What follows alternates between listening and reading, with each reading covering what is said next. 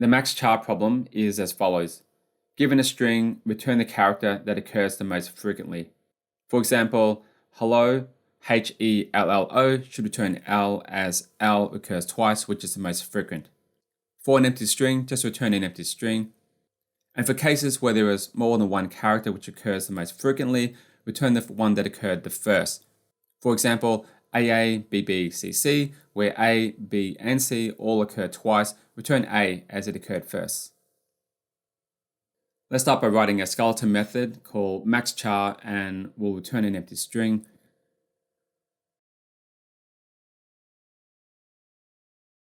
And also add a basic test case, and we'll just use hello from our first example.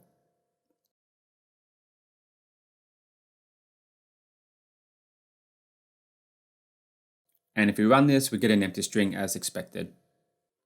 The simplest way to solve the Max Char problem is to use a brute force approach.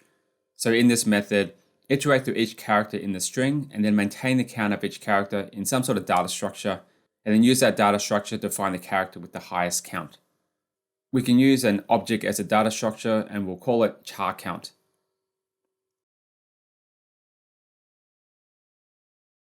For each character in the given string, if the character already exists, we increment the counter by 1.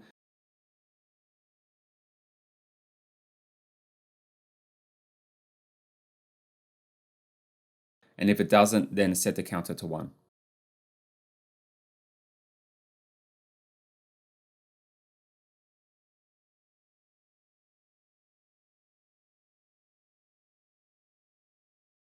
If we test this part of the code, we can see that each character is an element in the object, and we can also see that L is returned twice or everything else is returned as 1. So it's working perfectly. The second part to solving this problem involves us keeping track of which is the max character and also its occurrence. We can keep track of this by declaring a max char and also a max count, and we'll initialize it to an empty string and 0.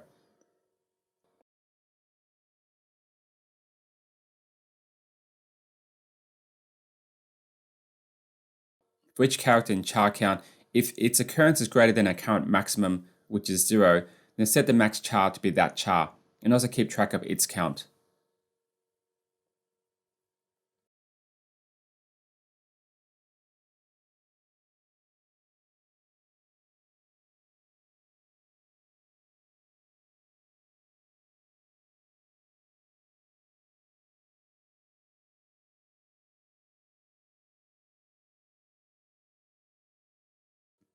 And if we run this, we get L, which is our expected output.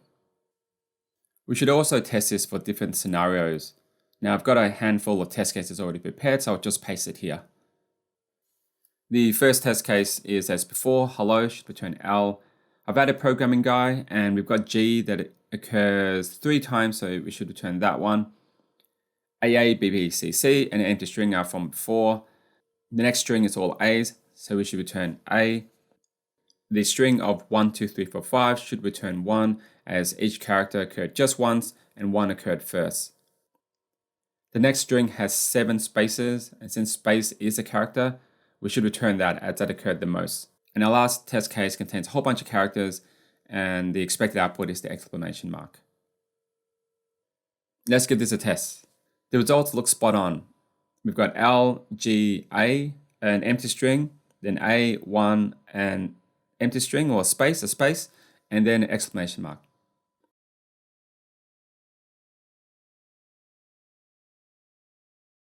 The time complexity of the code is big O of n, where n is the length of the input string.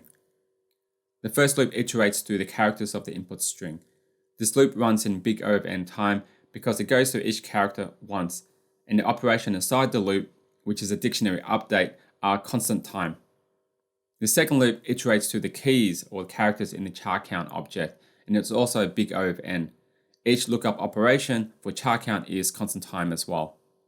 So the overall complexity is big O of n. We can also make the code a little cleaner by using an OR operand to set the char count.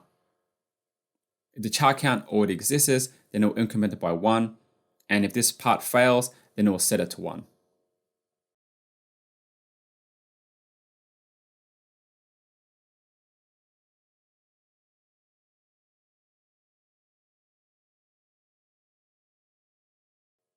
And if we test these changes again, we get the same results.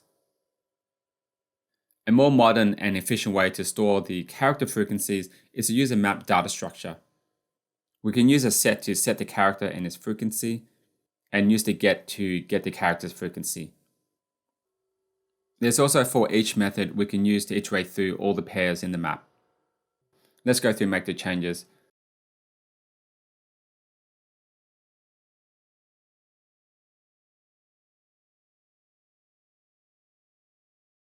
We'll start by changing the set and get method.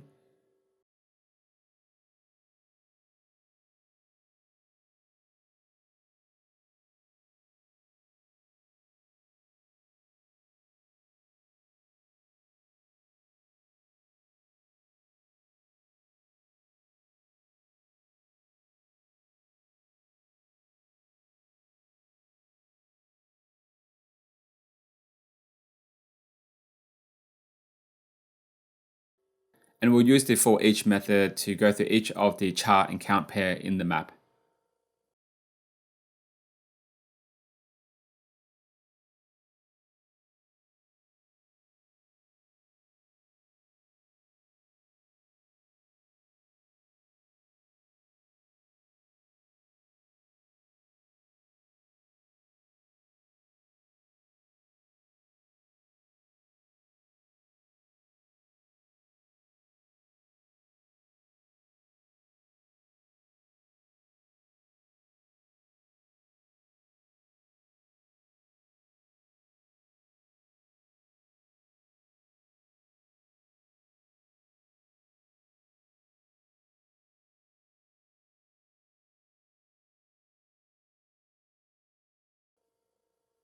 And if we run it again, we get the exact same results.